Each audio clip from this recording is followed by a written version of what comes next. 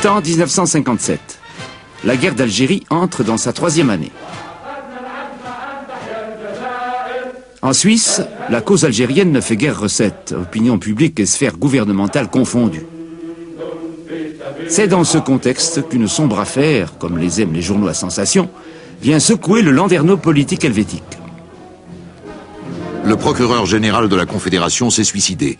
Ce magistrat s'est fourvoyé dans une histoire de basse police. Il a couvert son subordonné, l'inspecteur Max Ulrich. Ulrich a mis sur table d'écoute la légation égyptienne et transmis à un colonel Barbouze français des informations concernant le FLN. Épicentre du drame, l'ambassade de France à Berne. Dans le rôle de l'honorable correspondant, Marcel Mercier, faux attaché commercial et vrai colonel des services secrets français.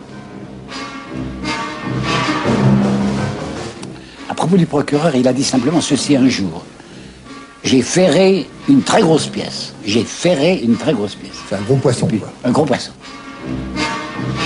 Mercier a raison. Le procureur du Bois est un gros poisson. Ce n'est pas tous les jours qu'on manipule un magistrat de ce rang. Malheureusement, il s'est trop vanté. On va découvrir le poteau rose grâce à une ancienne secrétaire du général de Gaulle, Elisabeth de Miribel, attachée de presse à l'ambassade. Elle est écœurée des magouilles de Mercier et va tout raconter à un certain Serge Michel, journaliste français qui a fait sienne la cause algérienne. Elle me dit qu'elle était persuadée que Mercier était renseigné par des personnalités de rang élevé de la police suisse et de la justice. Vous ne pouvez pas me dire très exactement qui. Dans une première rencontre, je l'ai revu plusieurs fois, et elle a vérifié elle-même dans le bureau de Mercier. Et là, elle a acquis la certitude qu'il était en contact avec René Dubois et qu'il s'agissait de récupérer les écoutes de certaines ambassades qui étaient en contact à Berne avec le FLN. Ce fameux Mercier, l'historien Henri Guillemin l'a souvent côtoyé lorsqu'il était lui-même conseiller culturel auprès de l'ambassade. Il nous en brosse un portrait peu flatteur. C'était un homme d'une jovialité permanente. Il était survolté, il était très content de lui-même et d'une vulgarité accablante. C'était un homme qui se vantait beaucoup de ses succès féminins et je sais qu'il avait un harem de serveuses, mais je l'ai vu aussi opérer devant des dames qui n'étaient pas des serveuses avec une manière qu'on peut appeler à la hussarde, qui ne réussissait pas toujours, mais dont il était quand même très content. Il nous parlait de son travail en nous disant, vous savez bien ce que je fais ici, il obtenait des renseignements sur le GPRA. Toujours dit que la plupart de ces renseignements venaient, disait-il, des Égyptiens. Décidément, ces gens-là ne sont pas du même monde. On l'aura compris, M. Mercier n'avait aucune chance de séduire Mademoiselle de Miribel. Bref, c'était une personne que Elisabeth de Miribel voyait d'un seul œil. Et elle me donne donc ces informations. Je réfléchis longuement. Le seul moyen de stopper les manœuvres de Mercier et Dubois, c'est de les faire connaître au public. Serge Michel demande conseil à son ami Favreau, qui lui suggère de confier ces informations à Georges-Henri Martin, rédacteur en chef de la Tribune de Genève. Quelqu'un m'a téléphoné de Berne en me disant, si vous vous trouvez à telle heure au buffet de la garde première classe de Lausanne, à tel endroit, vous rencontrerez un monsieur qui est comme ci et comme ça, qui vous dira des choses intéressantes. La chose intéressante, c'était la confirmation, parce que c'était quand même très grave d'accuser les hauts fonctionnaires de la police fédérale d'écouter l'ambassade d'Égypte ou la légation d'Égypte et puis de porter les enregistrements aux Français. Ce n'est pas une accusation qu'on pouvait porter à la légère. Et il y avait déjà des jours et des jours et des jours qu'on essayait de trouver des confirmations. Finalement, devant l'importance de l'information, il n'a pas hésité. Il a tout de suite dit, il faut qu'on fasse quelque chose. Et je lui ai dit, mais enfin, pourquoi vous me faites confiance comme ça immédiatement? Il me dit, parce que ça recoupe des informations que j'ai eues. C'est-à-dire qu'en fait, moi je suis arrivé avec le gros paquet, mais le terrain était déjà tiède. C'est ainsi que la Tribune de Genève publie le 20 mars 1957 un scoop fracassant, qui ne met en cause pour l'heure que l'inspecteur Ulrich.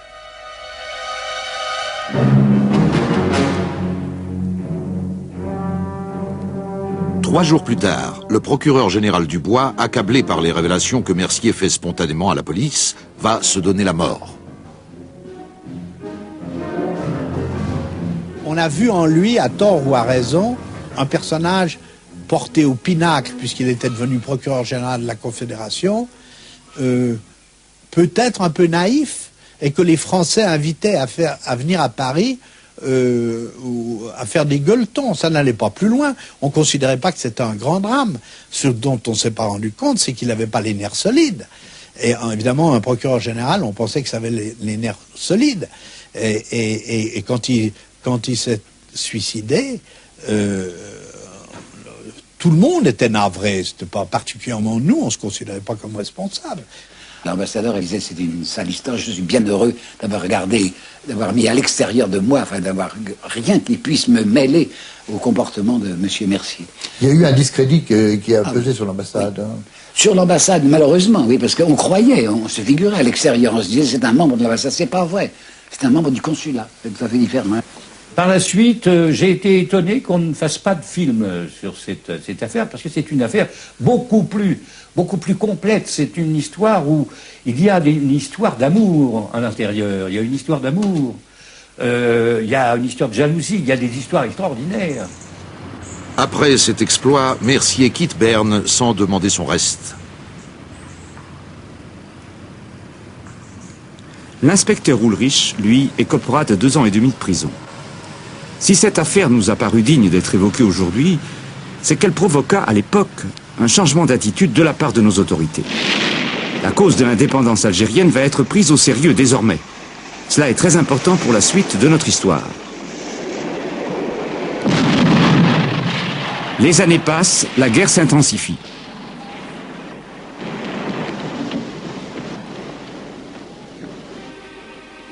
Une première rencontre entre les émissaires du gouvernement provisoire algérien, le GPRA, et les représentants français a lieu à Melun, près de Paris, le 25 juin 1960. De part et d'autre, on aspire à la paix.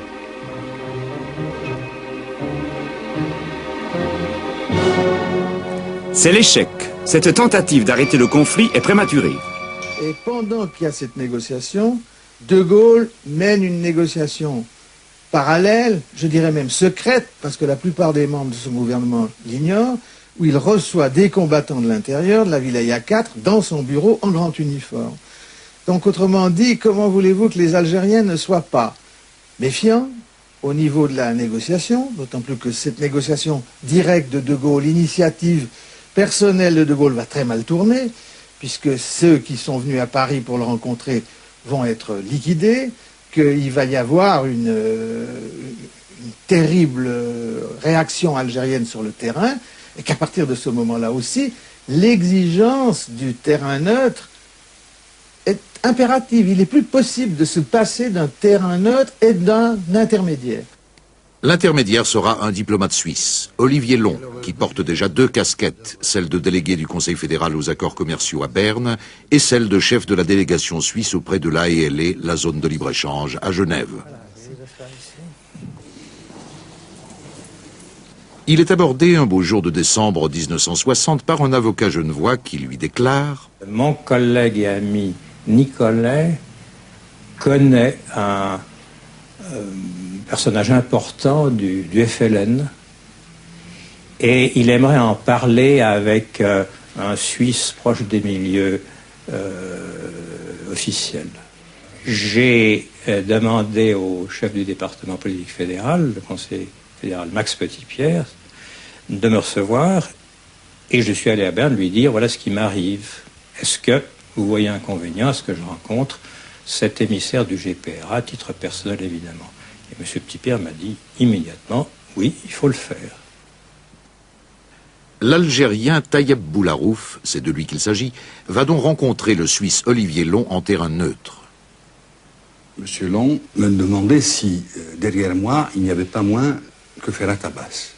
Évidemment, on ne pouvait pas s'engager en discutant avec un homme qu'on ne connaît pas, mais il fallait quand même des garanties. J'ai répondu que il y avait avec moi et derrière moi toute la révolution algérienne, Alors, ma première question, je lui ai dit, mais écoutez, pourquoi la Suisse? Il y en a tant d'autres. Il m'a dit que le GPRA avait délibéré longuement et était arrivé à la conclusion que, à leurs yeux, la Suisse était le seul pays, parce qu'il était totalement indépendant et neutre, auquel ils pouvaient confier cette tentative. Tentative d'autant plus urgente que le bilan s'alourdit jour après jour. L'armée française n'est pas loin de l'emporter sur le terrain. Le FLN a tout intérêt à gagner la bataille diplomatique qui s'annonce.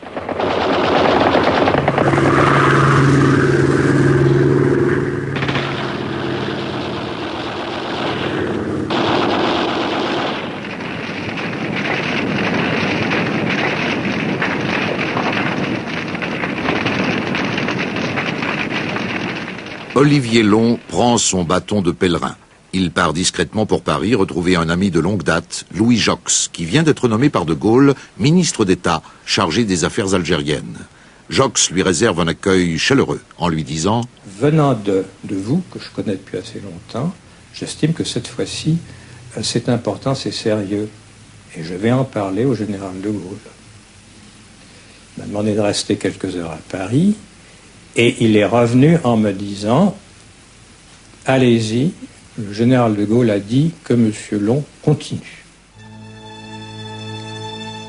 Les Algériens se battent aussi sur le front des organisations internationales. Ils ont ouvert un bureau à New York, bureau dirigé par Mohamed Yazid et Abdelkader Chanderli. Le travail efficace de ce lobby irrite au plus haut point les Français. La délégation française a tout fait pour que nous ne soyons pas admis à l'intérieur de l'enceinte des Nations Unies.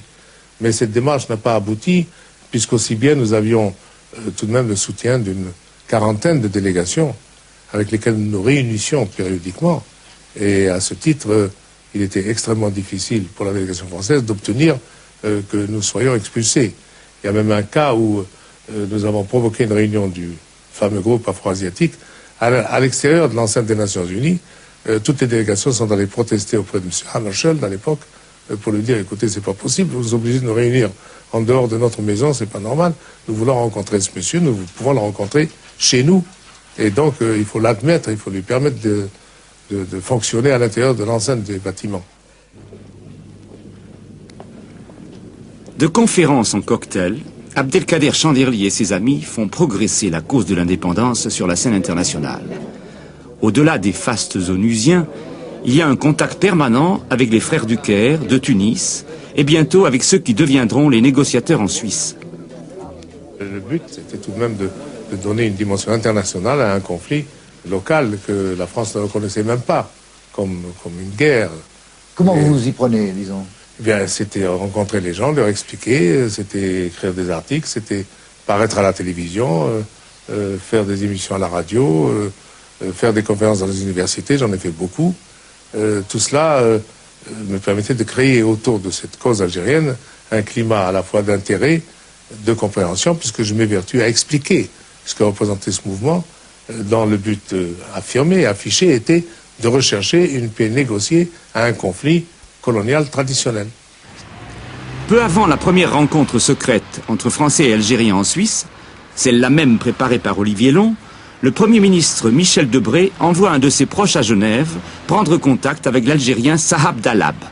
La rencontre a lieu à l'Hôtel d'Angleterre sous les auspices du journaliste Charles-Henri Favreau. Les Algériens n'étaient pas d'accord sur la manière de faire. Certains étaient très désireux qu'il y ait une discussion menée avec le Premier ministre, dans la mesure où c'était le plus irréductible, le plus réfractaire à la négociation. D'autres estimaient qu'il fallait ne se servir que de la voie officielle suisse, dans la mesure où la voie officielle suisse valait la consécration internationale définitive à l'Algérie. Alors, pour que précisément l'autre voie ne soit plus maintenue ouverte, même en Suisse, entendons-nous bien, même en Suisse, M. Debré négociait en Suisse. Alors, on a demandé, on m'a demandé à moi, de révéler ces contacts. Il suffisait de dire qu'ils avaient lieu pour que cette voie c'est soit les abandonnée. Algériens. Les Algériens. Et j'ai estimé aussi que c'était me mettre en porte-à-faux vis-à-vis du gouvernement suisse. Donc j'ai accepté pour une fois, effectivement, de révéler ceci. C'est-à-dire que je ne l'ai pas fait moi-même dans un de mes articles, et je l'ai dit une fois pour tout à un confrère à Paris, à la demande des Algériens. Je le reconnais. C'est un fait historique maintenant. Mais ce qui me paraît très très important, je l'ai fait la mort dans l'âme, parce que j'étais convaincu que la négociation annoncée de manière publique, précipitée, à la façon qu'avait M. Petit-Pierre de vouloir en finir, parce que M. Petit-Pierre étant partant, voulait absolument partir avec une négociation réussie, et c'était un patatras épouvantable. On peut se demander si Debré n'a pas tenté de saboter la négociation voulue par De Gaulle en organisant la rencontre de l'Hôtel d'Angleterre. L'affaire ayant fait long feu, la vraie négociation secrète peut commencer. Les premiers contacts ont lieu à Lucerne, le 20 février 1961. Côté français, Georges Pompidou, encore inconnu, un ami du général, assisté du diplomate Bruno Deleuze. Ils ont en face d'eux un avocat, Mohamed Boumengel et Tayeb Boularouf, que nous avons déjà rencontrés. L'atmosphère, on s'en doute, n'est pas franchement détendue. Et la séance a été difficile, très difficile. Très difficile. M. Pompidou a exposé à ses interlocuteurs les grandes lignes de la politique du général à l'égard de l'Algérie. Et M. Boumengel, qui est un avocat, et qui était un grand avocat, a pris la parole et pendant une demi-heure, même plus d'une demi-heure, a prononcé un réquisitoire extraordinairement violent contre la France. Terminant, ce que je reprochais à la France, c'est de nous avoir volé notre âme. Et la preuve en est, c'est que, du fait des Français, je n'ai pas pu apprendre la langue de mon pays, l'arabe. Un moment de silence s'est imposé à ce moment-là, et M. Pompidou a pris la parole pour dire, écoutez, si vraiment c'est dans cette atmosphère-là que les conversations se déroulent, est-ce que cela ne nous conduit pas totalement à l'impasse? Il faut que nous réfléchissions là-dessus, et je vous demande de réfléchir. Et Boumengel n'a pas repris la parole. 30 secondes se sont écoulées, 1 minute et demie, 2 minutes, 3 minutes. Je regardais ma montre, car je pensais bien qu'un incident de cette nature surviendrait. Et au bout de 3 minutes, j'ai pris la parole et j'ai dit, M. Boumengel, je comprends votre sentiment, mais je pense que vous l'avez exprimé de façon qui dépasse votre pensée, car la violence de cette expression fait que nous aboutissons à une impasse, c'est évident, et est-ce que vraiment c'est ce que vous souhaitez? Et je continue en disant, je ne comprends pas tout à fait votre agressivité à l'égard de la France, de notre pays, car vous-même, votre famille, vous êtes depuis plus longtemps français que moi, car vous l'êtes depuis 1830, et moi, qui suis né à 200 km au sud, ma famille et moi-même, nous sommes français que depuis 1860. Je suis savoyard. Monsieur Pompidou me regarde, il éclate de rire, et Monsieur Boumengel, entraîné par le rire de Monsieur Pompidou, éclate de rire. Le gel était brisé et nous avons pu reprendre la conversation et rentrer dans le vif du sujet. C'était le mois de Ramadan, la première rencontre de Lucerne. C'était le mois de Ramadan. M. Pompidou, qui est connu pour ne pas quitter la cigarette, c'était remarquable. Ce jour-là, il n'avait pas fumé par considération pour l'adversaire qui gênait. Vous avez fini par vous serrer la main? Non. J'ai personnellement fini par lui dire, vous savez, vous pouvez, l'islam est très tolérant, vous pouvez fumer, ça n'est pas vous qui êtes concerné. Et alors là, M. Pompidou a tiré sa première cigarette, etc. Ça s'est dégelé un peu, mais enfin, les positions fondamentales étaient toujours les mêmes. Il n'y avait pas de... M. Pompidou était pressé. Je me rappelle également qu'il aimait à répéter qu'il n'était que le porte-parole du général de Gaulle, ce qui m'avait frappé. Boumengel m'a dit d'abord, moi, c'est pas comme un melun. Et Georges Pompidou, il a de la carrure.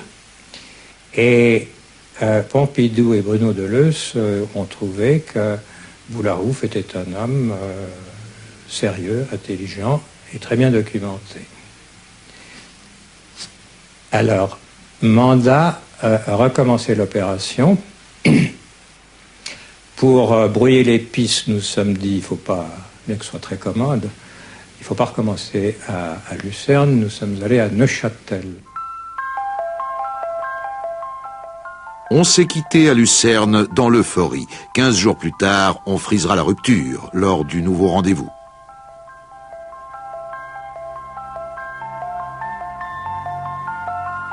Le moment est venu d'aborder les questions de fond. C'est au cours de du deuxième entretien avec M. Pompidou que le mot indépendance a été cité en disant que le général de Gaulle n'a pas peur du mot indépendance. Vous avez pu penser qu'on aboutirait à quelque chose lors de ces premières rencontres? Oui. Oui, sans quoi nous ne serions pas retournés. C'est ça. Nous savions donc que les Français avaient des positions, je vous dis, très générales, mais il y avait des problèmes, par exemple, desquels ils n'ont pas parlé, et que nous avons soulevés, par exemple, celui du Sahara.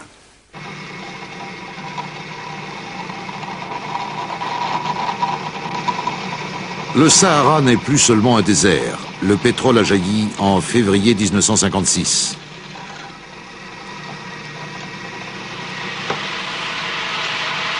Ce nouvel enjeu économique va sérieusement compliquer les négociations.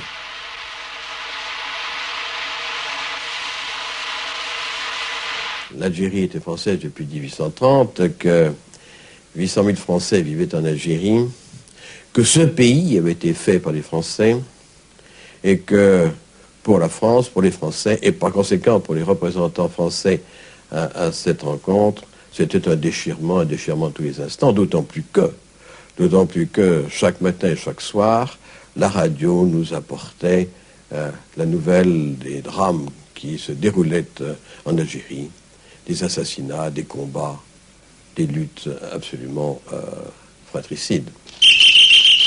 Il y a les victimes directes du conflit, soldats français et fédayines, mais aussi celles du terrorisme. Attentats algériens et surtout actions désespérées de l'OAS, l'organisation armée secrète constituée en février 1961. À Genève, Olivier Long connaît un moment de découragement.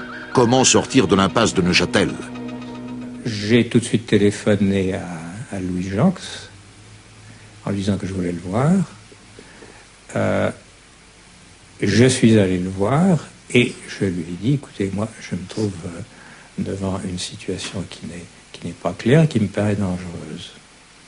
Et alors l'affaire a été reprise et puis ils ont recommencé à procéder à des échanges de vues, si bien que l'idée d'une rencontre publique, d'une conférence publique, a fait son chemin. En mars, on apprend qu'une conférence franco-algérienne va se tenir à Évian. L'OAS réagit en assassinant à coups de bombe Camille Blanc, le maire de la ville.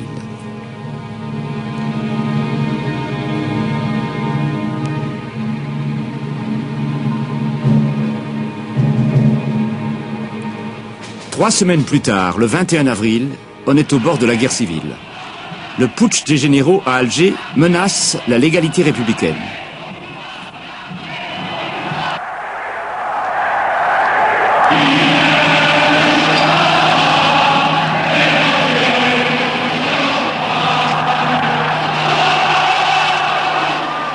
Un pouvoir insurrectionnel s'est établi en Algérie par un prononciamento militaire.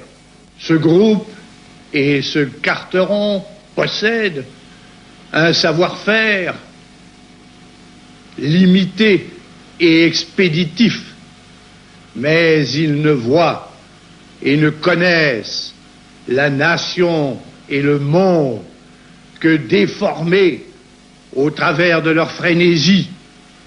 Leur entreprise ne peut conduire qu'à un désastre national.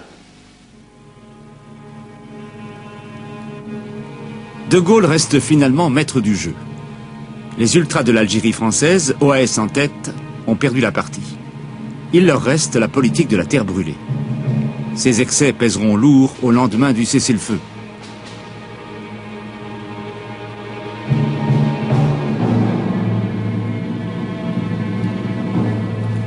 Après l'échec du putsch, bon nombre d'officiers français rejoignent l'OAS.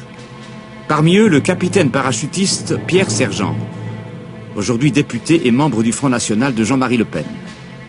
Et cette nuit-là, nous avons quitté nos vêtements militaires et sommes entrés dans la clandestinité à Alger. Voilà où a commencé très exactement mon combat clandestin au sein d'une organisation clandestine qui est née alors dans les semaines qui ont suivi, sur le papier d'abord par le colonel Godard, qui a fait un bel organigramme, et ensuite qui a pris le nom d'organisation armée secrète, dont d'ailleurs le sigle avait été trouvé à Madrid par Pierre Lagaillarde, l'ancien patron des étudiants d'Alger.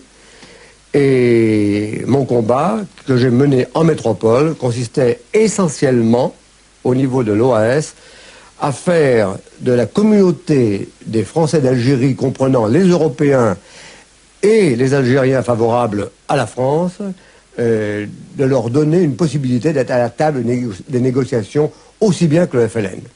Et à cette époque-là, je crois qu'un gouvernement français aurait très bien pu dire, bon, puisque c'est ça, nous allons prendre des représentants de l'OAS pour également les mettre autour d'une table et discuter de l'avenir de l'Algérie. C'était ça le but politique intelligent de l'OAS. Pierre Sergent, devenu chef d'état-major de l'OAS en métropole, est condamné à mort par contumace. Il se réfugie en Suisse avec sa famille, voyage dans toute l'Europe sous les identités les plus diverses. Il a fallu bien persuader à ce moment-là les Algériens que le général de Gaulle n'avait pas changé d'opinion et de ligne politique. J'ai rencontré à nouveau M. Boumengel, M. Boularouf dans une maison à proximité de Genève, et je leur ai montré, sans leur donner d'ailleurs, une date du général de Gaulle qu'ils ont reconnue comme écrite de la main du général, et qui leur donnait des assurances sur la volonté du général de poursuivre la politique qui avait été définie à Lucerne et à Neuchâtel.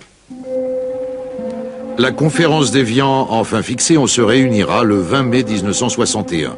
Olivier Long et ses collaborateurs ont organisé l'accueil, la sécurité et le transport des délégués du GPRA. L'émir de Qatar lui a mis à disposition sa propriété de Bois d'Avaux près de Genève. Il fallait garder la délégation qui était dans cette maison. Et tous les matins, il fallait s'assurer qu'elle puisse regagner Évian, où les négociations avaient lieu. Oui, parce que l'hélicoptère venait jusqu'ici. L'hélicoptère venait devant. Nous nous occupions que du périmètre de la propriété. Il n'y a pas eu de pépins? Non, il n'y a pas eu de pépins sérieux, il y a eu des pépins amusants. On peut bien s'imaginer la nuit, tout était évidemment éclairé, ça faisait un immense quadrilatère éclairé. Mais néanmoins, il y avait des trous d'ombre et on a tué, je crois, un soir, un hibou.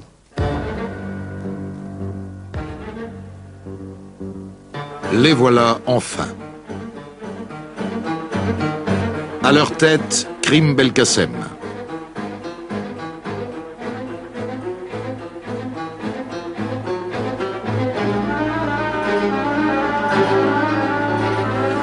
Au moment où la délégation du gouvernement provisoire de la République algérienne arrive sur le sol de la Confédération helvétique, elles s'empressent d'adresser au peuple et au gouvernement suisse l'expression de ses remerciements chaleureux. Une photo souvenir pour fixer cet instant historique, et c'est le départ pour Évian.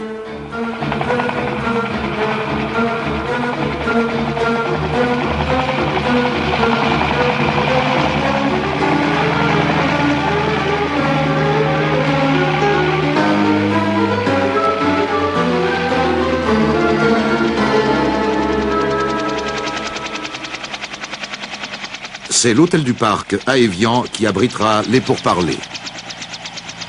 Aujourd'hui, 20 mai, les négociations franco-algériennes ont commencé. Le premier jour de cette négociation, c'était un jour assez tendu et en même temps très important, parce que la négociation, pour la première fois, s'ouvrait d'une façon officielle entre un gouvernement qui se considérait toujours en lutte pour son indépendance et un gouvernement français qui, pendant des années et des années, avait refusé tout contact avec le FLN et évidemment tout contact, a fortiori, avec un gouvernement provisoire. Ce qui fait que pour nous, cette conférence était une consécration internationale.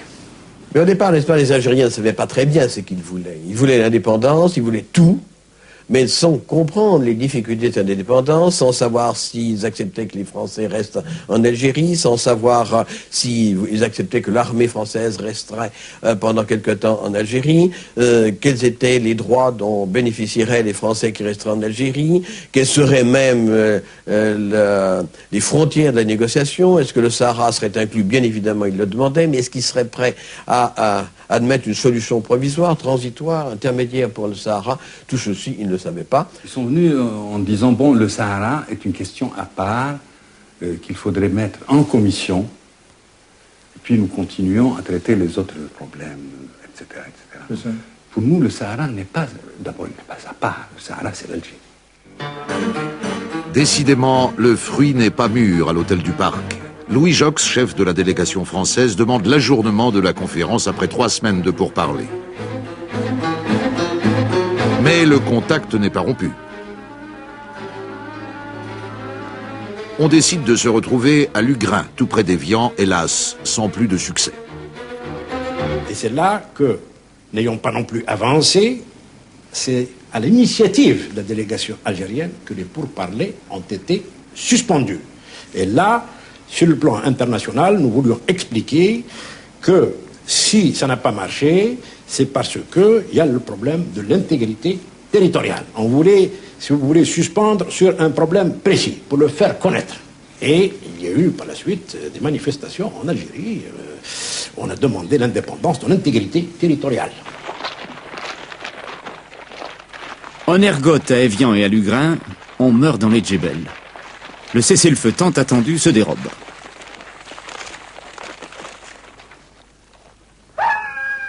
Chaque heure, chaque jour que gaspillent les négociateurs allonge la liste des victimes.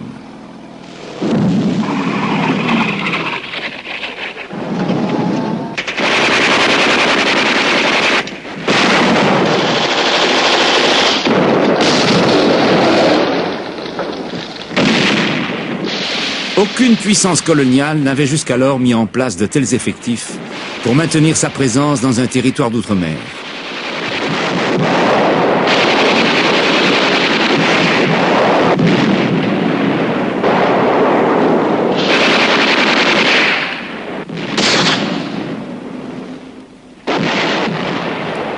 Le GPRA le sait bien, les adversaires sont condamnés à se retrouver autour d'une table de négociation.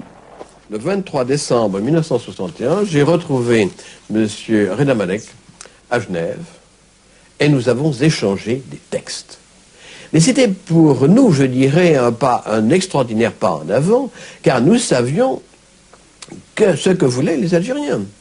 Bien évidemment, leurs textes étaient très courts. Celui que j'ai remis, moi, était très long, relativement long, il avait 5 ou 6 pages, me semble-t-il. Le leur avait 2 ou 3 pages. Il ne rentrait pas dans le détail de la négociation, alors que nous rentrions dans le détail de la négociation. N'empêche que nous avions la possibilité de savoir exactement ce qu'ils voulaient. Cette politique des petits pas, reprise dès l'automne 1961 près de Bâle, s'avère payante. C'est aux Rousses, sur territoire français, que l'on procédera aux ultimes marchandages. Les ministres ont fait le voyage. Nos amis français ont failli devenir fous parce qu'ils ont été enfermés là-dedans 10 jours et 10 nuits sans pouvoir sortir, entassés les uns sur les autres. Et nous, notre système nerveux a été mis aussi à rude épreuve pour une raison tout à fait contraire.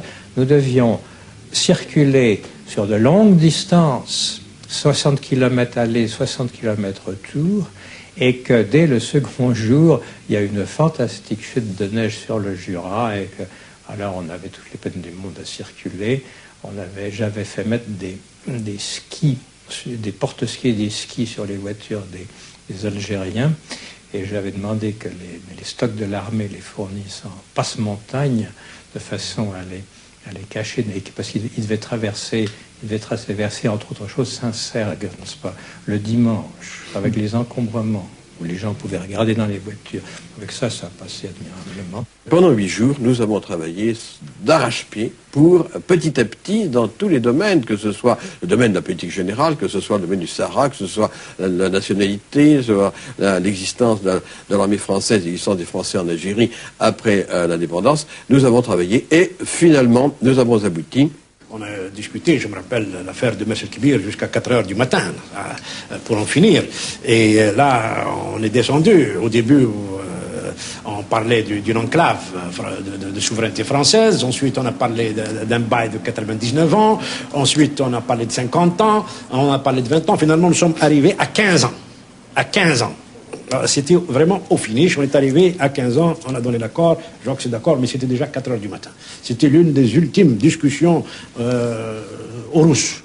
Mais quand cela fut fini, tout le monde a poussé un soupir de soulagement, croyez-moi, à tout point de vue.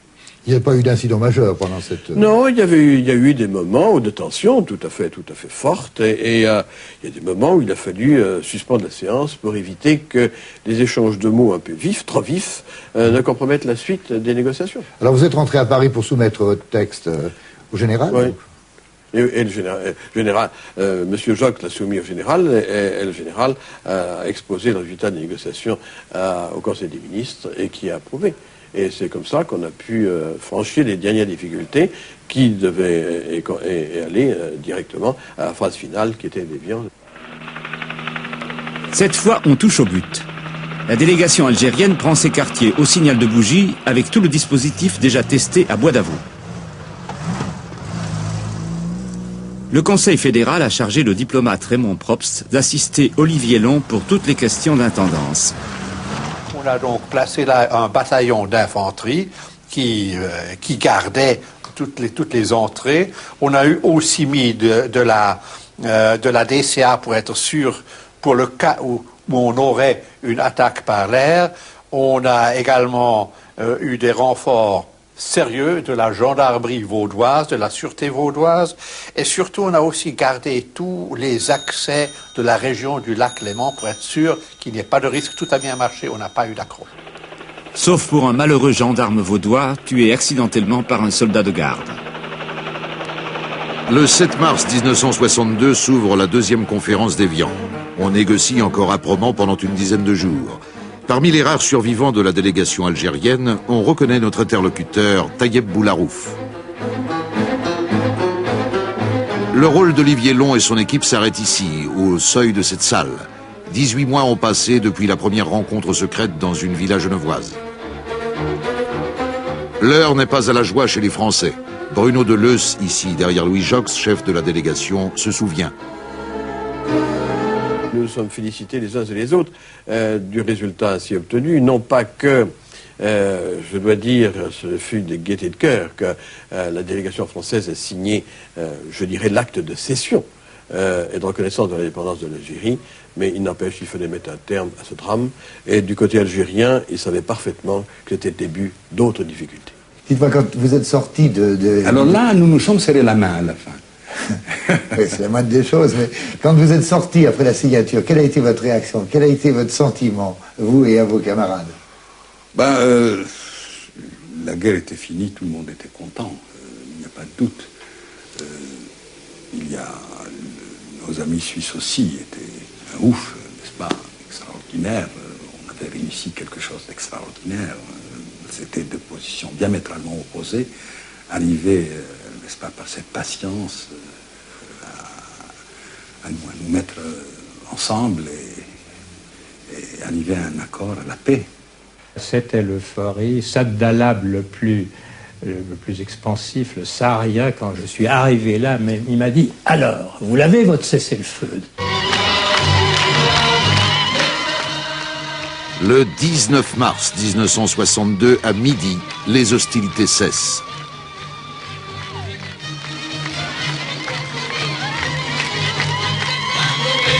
La jubilation du peuple algérien masque à peine le désespoir des pieds noirs, à qui il ne reste, selon l'expression de l'époque, que la valise ou le cercueil.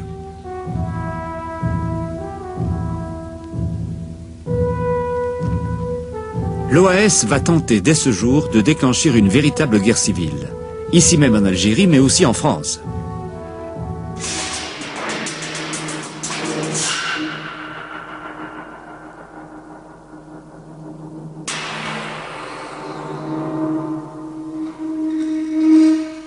J'ai utilisé la Suisse, en ce sens que je suis venu prendre des contacts politiques, voire délicats, au cœur, n'est-ce pas, de la Suisse. Et j'ai rencontré, bien sûr, Jacques Soustel, Georges Bidault, le colonel Argout, enfin beaucoup de gens à l'intérieur du territoire suisse et dans des conditions tout à fait occultes. On a tellement diabolisé l'OAS qu'on s'étonne de trouver dans cette organisation des gens d'apparence convenable, des gens à peu près élevés, ont une certaine culture. On croit toujours que ce sont des bandits de grand chemin, pas du tout. Il y avait des gens de très haute qualité, et je peux vous dire que dans ces réseaux, parmi les gens connus, il y avait Michel Poniatowski. Et c'est grâce à Michel Poniatowski, qui était avec M. Giscard d'Estaing, que j'avais, n'est-ce pas, le compte-rendu du Conseil des ministres qui se passait à Paris. Ce qui a d'ailleurs fait de grosses histoires avec le général de Gaulle à l'époque. C'est vous montrer, n'est-ce pas, l'ampleur de nos amitiés qui allaient non seulement dans l'administration civile, mais bien entendu dans la police.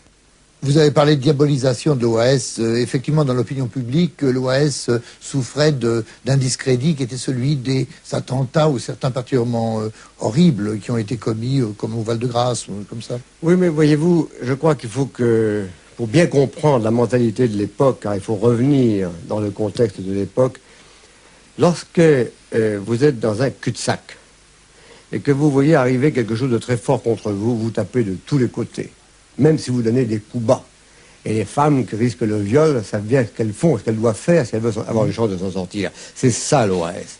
Le combat d'une minorité, tout à fait minoritaire par rapport à l'État français, à son armée, à sa police, à son administration, donc une minorité qui se défend. Et demander à toutes les minorités du monde, quand elles sont acculées dans un fond de cul-de-sac, qu'est-ce qu'elles font? Eh bien, on se bat avec ses poings, avec ses ongles, et ça fait mal. Et les coups portés ne sont pas toujours des coups très élégants. On ne compte plus les attentats contre De Gaulle. Au Mont-Faron, près de Toulon, une bombe télécommandée placée dans cette jarre devait exploser au passage du général. C'était l'œuvre de l'ancien légionnaire suisse Serge Lehmann de Valorbe. Malgré ses hautes qualifications techniques, Lehmann et ses complices de l'OAS ne parvinrent pas à faire fonctionner leur machine infernale. Replié en Suisse, Lehmann se vanta de son exploit dans 3 interviews publiées par Blick en mai 1965. Nous avons fait la part belle dans notre première émission à ceux qui ont soutenu la cause algérienne. Laissons la parole à ceux, moins nombreux, qui ont aidé les partisans de l'Algérie française. L'ancien président du Conseil, Georges Bidault, en fuite, arrive un beau jour épuisé chez Béatrice Monfrény, en compagnie d'un curieux personnage. Il était très défait. Même le marsouin, enfin l'accompagnateur, qui était un capitaine, qui était un énarque, qui avait fait l'école coloniale, mais qui était un tueur de l'OAS, enfin, que Bidault n'appréciait pas beaucoup, qui était un condamné à mort 3 fois. Je l'appréciais beaucoup, Bidault ne l'appréciait pas, mais c'était le genre légionnaire, un modèle que nous ne connaissions pas en Suisse.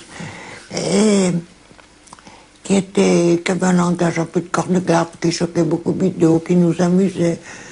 Vous savez, les passeports, je sais très bien comment on les fait, maintenant. Ah bon? Vous avez fait des faux passeports? Ah, j'ai vu faire des... Vous comprenez, le Achard, le marsouin, était préfet de Salem. Il savait faire des passeports. On fait un seau mouillé avec une pomme de terre. Oui. J'avais une collection de faux passeports chez moi. Et Bidault, on lui a demandé ce qu'il voulait être, ce qu'il fallait marquer comme métier. Et c'est un passeport belge, je crois. Alors il a dit, mettez archiviste. Puis après, il a fallu changer de passeport, parce qu'il a dit, non, archiviste, ça va lui faire penser à activiste. Alors on a mis professeur. Hein. Il a fallu il changer. était, au fond, au départ. Il est resté combien de temps, M. Bidault? 6 semaines, 5 semaines et demie. Et par la suite, la police fédérale ou la police cantonale ne vous ont pas fait d'ennui ou posé de questions? Pas du tout. D'abord, ils étaient censés ne pas savoir. Moi, j'ai l'impression qu'ils ne voulaient pas savoir. Vous regrettez cette période, disons, un peu activiste que vous avez eue? Cette période était passionnante. Cette période de Bidault chez moi était passionnante. Nous avons été épuisés, mais nous l'avons regretté. Après son départ. Je vois une très très belle photo de Mussolini. Est-ce que c'est un souvenir qui vous est proche? Vous avez connu le doute chez vous-même ou votre mari? Mon mari, comme enfant, c'était un malade de mon beau-père. Ah oui, qui était médecin lui-même. Hein. Qui était vénérologue. Ah oui. C'est une autographe personnelle du Duce, là, je crois. Ah oui, oui, oui. Mais il n'a pas mis à son médecin parce que... Et Boninsegni était... Moi, j'ai fait du droit, et Boninsegni était mon professeur de droit, et maintenant on fait des histoires pour ce doctorat honoris causa qu'on a donné à Mussolini, qu'il méritait. On a fait passer en Suisse des gens, j'ai participé directement à cela, j'ai logé des gens en Valais, dans des stations en plaine, on a logé des gens dans la région de Montreux, on a logé en Suisse allemande, etc. Et c'était des gens qui étaient menacés, alors même que ce n'étaient pas des tueurs. Car il fallait bien considérer que dans l'OAS, il y avait aussi des extrémistes, et il y avait des commandos qui étaient de vrais tueurs, et qui ont même échappé aux généraux à un moment donné. André Louisier, directeur du Nouvelliste Feuille d'Avis du Valais, fait état de motifs personnels pour expliquer son soutien à l'OAS. Je me suis engagé du côté de ce qu'on a appelé l'Algérie française, mais de ce qu'on appelait entre pieds noirs l'Algérie intégrée. C'était déjà une nuance importante. C'est à la fois comme journaliste et puis comme parent de bien des gens là-bas, puisque ma mère, de La Roche-sur-Foron d'origine, avait une partie de sa parenté en Algérie, et elle-même ayant été, bien entendu, en Algérie. Vous avez donc épousé les thèses de ce qu'on appelle l'Algérie française à l'époque. Oui, mais nous savions déjà très bien ce que nous disions à l'époque. C'est-à-dire qu'il y avait une confrontation entre la métropole et l'Algérie. Les vrais pieds noirs, c'est-à-dire non pas les colons qui se remplissaient les poches en Algérie, ceux qui étaient là depuis le siècle passé, depuis le milieu du siècle passé, et c'est le cas de mon arrière-arrière-grand-père, eh bien, ces gens-là appelaient l'Algérie intégrée. C'est-à-dire qu'ils savaient qu'avec le temps, il fallait se séparer de la métropole et constituer une Algérie autonome, mais avec les chrétiens et les musulmans.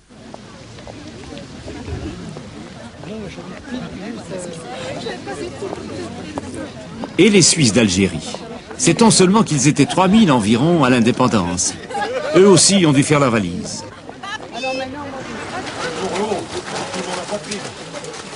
Chaque année, ils se retrouvent nombreux autour d'un méchoui. Une occasion d'évoquer leur foyer en Algérie, une occasion aussi de rappeler l'injustice qui leur est faite. Ils ont tout perdu et la Confédération ne les a jamais indemnisés. Je suis parti le 17 juillet, du jour au lendemain. Pourquoi? Parce que j'avais pas envie de me faire zigouiller. Vous croyez vraiment qu'ils avaient... Ils m'ont mis contre un mur, à Babelouette. Racontez-nous ça. Un jour, j'allais déménager les meubles de mon patron, qui avait un bureau à Babelouette. Puis avant de remonter dans les staffettes, il y a une patrouille qui m'a mis contre un mur. Et alors j'ai dit, vous êtes... C'était des militaires? Des militaires FELAGA, quoi, FLN. Comme le quartier, c'était un quartier où il fallait pas trop y aller. Alors bon, j'ai sorti un papier que le consulat m'avait donné. C'était un papier qui était écrit en arabe et en français. Lettre de protection, oui. Lettre de protection, oui. Je leur ai montré ça, alors ils m'ont dit, bon, mais dégage en vitesse, tu as de la chance. Alors, le lendemain, je prenais le bateau et je partais. Vous êtes parti avec quoi? Avec une valise. Quelle était votre situation là-bas? Eh bien, j'avais une agence de voyage, j'avais ma maison et l'hôtel suisse à Alger. Vous étiez heureux là-bas? Très heureux, très heureux. Et dites-moi, quel était, disons, comment ça s'est passé, votre départ d'Algérie? Eh bien, mon départ d'Algérie, comme je ne voulais pas partir, je suis resté 8 ans encore. Après l'indépendance? Oui. Alors, on m'avait dit à l'ambassade suisse, on m'avait dit d'algérianiser un peu mes affaires, de prendre des associés algériens, ce que j'ai fait. Alors, dans une assemblée, ils ont été voir le commissaire en disant que je les avais agressés. Donc, on voulait me mettre en prison, soit disant que j'avais agressé mes associés, qui étaient des malabars. J'aurais jamais même pensé à faire une chose pareille. Des gens du métier gens... Non, mais j'avais pris ça parce qu'on me les avait conseillés. Et par des relations que j'avais, j'ai pu partir d'Algérie. Mais ça s'est passé dans quelles circonstances? Vous avez tout de même pu prendre vos affaires? Une valise. Vous-même, vous n'êtes jamais retourné depuis lors? Je n'y retournerai jamais. N'y retournerez jamais. Vous avez tout perdu là-bas, là? Tout. Tout perdu. Et vous n'avez pas été naturellement... Et tous les biens de mon père et de ma mère qui avaient travaillé pendant toute une existence, tout ça, c'est resté là-bas. Et lorsque je suis arrivé ici, je suis à la Berne, on m'a dit, mais soyez tranquille, vous serez indemnisé, voyez-vous. En Égypte, tout le monde était indemnisé, en Tunisie aussi, alors vous, il faut attendre. Nous avons attendu 25 ans, et puis maintenant, on commence à s'inquiéter parce que ma mère est morte, enfin, pas mal de gens sont morts. Un espoir de vous voir indemnisé un jour ou l'autre? Eh bien...